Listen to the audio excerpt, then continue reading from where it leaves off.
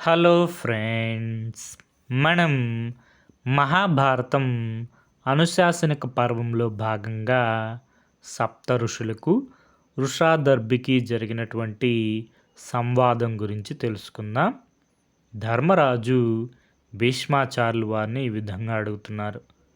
పితామహ, ఉన్న దాంట్లో ఇతరులకు దానం చేసేవాడు, ఎవరి వద్ద ఉచితంగా ఏమీ తీసుకొనని వాడు, వీరి యొక్క గుణగణములు ఎలాంటివి అని. దానికి సమాధానంగా భీష్మాచార్యులు వారు ఈ విధంగా చెప్పసాగారు. ధర్మనందన, ఈ సందర్భంలో నీకు సప్త ఋషులకు వృషాదర్భి అనే వానికి జరిగిన సంవాదమును వివరించదను, వినుము. కశ్యపుడు, అత్రి, విశ్వామిత్రుడు, గౌతముడు, భరద్వాజుడు, జమదగ్ని, వశిష్ఠుడు, వీరు సప్త ఋషులు. వశిష్ఠుడు భార్య అరుంధతి ఎప్పుడూ భర్త వెంటనే ఉంటుంది. వారందరికీ గండ అనే వనిత పరిచర్యలు చేస్తూ ఉంటుంది. ఆమె భర్త పేరు పశుసకుడు. అతడు కూడా వారికి పరిచర్యలు చేసేవాడు. ఆ 10 మంది తపస్సు చేయడంలో ఎంతో ఆసక్తిగా ఉండేవారు. అలా ఉండగా ఒకసారి భయంకరమైన అనావృష్టి ఏర్పడింది. తినడానికి తిండి కూడా దొరకని పరిస్థితి ఏర్పడింది. జనములకు ప్రాణాలు రక్షించుకోవడమే దుర్లభంగా అయింది. ఆ సమయంలో కశ్యపుడు మొదలగు ఋషులు ఆహారం కోసం వెతుకుతున్నారు. శిబి చక్రవర్తి కొడుకు యాజ్యుడు, అతడు తన కొడుకు నీలుడు అనే వాణ్ణి యజ్ఞదక్షిణగా ఋత్విక్కులకు ఇచ్చారు. ఆ నీలుడు కాలం తీరి చనిపోయాడు. ఆ నీలుని శవాన్ని కాల్చడానికి శ్మశానానికి తీసుకొని వచ్చారు. కట్టెల మీద పెట్టారు. ఇంతలో ఆకలి మంటతో నకనకలాడుతున్న సప్త ఋషులు, అరుంధతి, వారి పరిచారకులు మొత్తం 10 మంది ఆ శవాన్ని చూచారు. ఆకలి తీర్చుకోవడానికి ఆ శవాన్ని తిందామని ఆ శవం చుట్టూ మూగారు. ఆ సమయంలో వృషాదర్భి అనే మహారాజు వేటకు పోయి తిరిగి వస్తున్నారు. ఆ రాజు దాన ధర్మాలు విరివిగా చేసేవాడు. శవాన్ని తినడానికి సన్నద్ధమవుతున్న ఆ మునులను చూచి ఆగాడు. వారితో ఇలా అన్నాడు. అయ్యో, మీరందరూ ఆకలితో ఉన్నట్టున్నారు, అందుకే శవాన్ని తినడానికి సిద్ధపడ్డారు. నా వెంట రండి, మీకు కావలసిన ఆహారంను సమకూర్చెదను. అంతేకాదు, మీకు ధనము, ధాన్యము భక్తితో ఇస్తాను. గోవులు, బండ్లు, గ్రామములు బహుమతిగా ఇస్తాను అని అన్నాడు వృషాదర్భుడు. ఆ మాటలు విన్న సప్త ఋషులు ఇలా అన్నారు.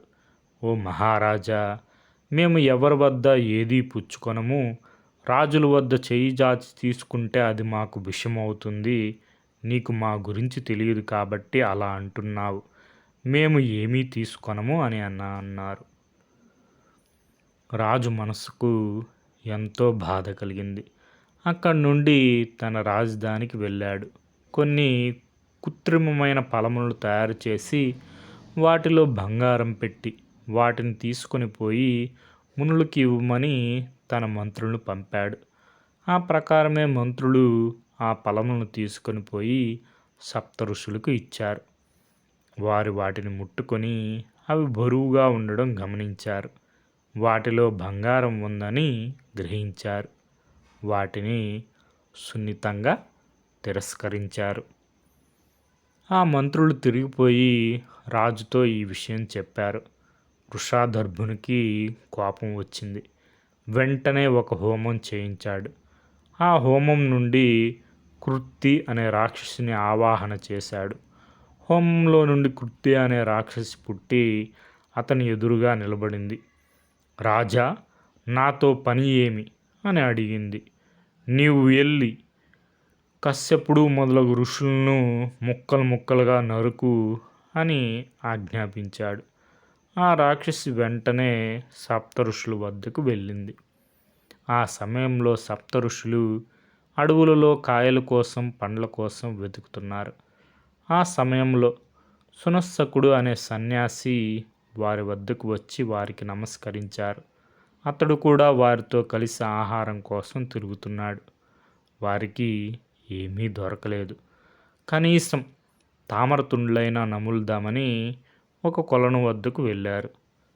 ఆ సమయంలో కృత్తి అక్కడకు వచ్చింది. వారికి అడ్డంగా నిలబడింది. నీవు ఎవరు? నీకు ఇక్కడ ఏమి పని? అడ్డు తొలుగు అని వారు కొలంలోకి దిగబోయారు. నేనెవరైనానేమి, నేను ఈ కొలనుకు కావలి ఉన్నాను. మీరు ఈ కొలంలో దిగడానికి వీలు లేదు అని పలికింది. మాకంతా ఆకలిగా ఉంది. తినడానికి ఏమీ దొరకలేదు. ఇదిగో ఈ కొలంలో ఉన్న తామరతులను తిని ఆకలి తీర్చుకుందామని పోతున్నాము అని అన్నారు. అలా అయితే మీరు మీ పేర్లు చెప్పి తామర కొలంలో ప్రవేశించండి అని చెప్పింది. సప్త ఋషులకు విషయం అర్థమైంది. అది ఒక రాక్షసి అని, తమను సంహరించడానికి వచ్చిందని గ్రహించారు. అడిగింది కాబట్టి తమ తమ పేర్లను వాటి నిర్వచనంతో సహా ఎవ్వరికీ అర్థం కాకుండా చెప్పారు. వారు చెప్పిన పేర్లు ఏమీ అర్థం కాకపోవడంతో ఆ కృతి దిక్కులు చూస్తూ ఉంది. ఇంతలో సునస్సకుడు తన పేరు చక్కగా అర్థమయ్యేటట్టు చెప్పాడు. అది కూడా కృతికి అర్థం కాలేదు. ఏమిటి, నీ పేరు కూడా అర్థం లేకుండా చెప్పావు, సరిగా చెప్పు అని గద్దించింది. నా పేరు సరిగా చెప్పినా అర్థం కాలేదని అంటావు. ఇది తప్పు కదా. నీకు ఎలా చెప్పినా అర్థం కాదు. ఇదిగో ఈ మంత్రదండం నీకు తగిన బుద్ధి చెప్తుంది అని తన దండంతో కృతి తల మీద కొట్టాడు. ఆ దెబ్బకు కృతి నేల మీద పడి భస్మమైంది. తర్వాత అందరూ తామర కొలంలో దిగి తామర తుణులను తెంపుకొని వచ్చి వాటిని శుభ్రం చేశారు. కొలను పక్కన పెట్టారు. సంధ్యావందనాది కార్యక్రమాలు పూర్తి చేసుకోవడానికి కొలంలోకి దిగారు.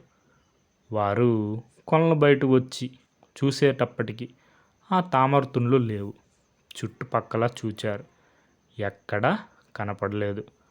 వారిలో వారికి అనుమానం కలిగింది.